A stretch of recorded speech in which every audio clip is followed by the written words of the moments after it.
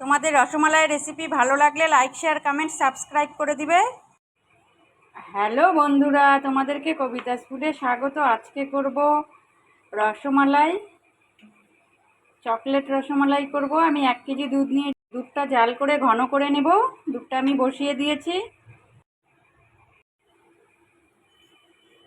আমি দুধটা জাল করে অনেকটা ঘন করে নিয়েছি।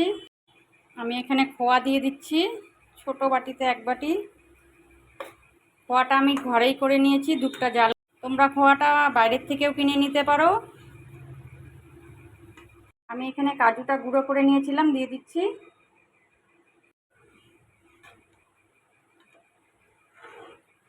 সব জিনিসগুলোকে ভালো করে মিক্সড করে নেব। আমি 2-3 চামচ পরিমাণ চিনি দিয়ে দিচ্ছি। মিষ্টিটা তোমরা তোমাদের পরিমাণ অনুসারে দেবে। আমি এখানে মিষ্টি দিয়ে দিচ্ছি। আমি এখানে 3টা মিষ্টি ছোট ছোট করে কেটে আমি 2-3টা এলাচের দানা দিয়ে দিলাম।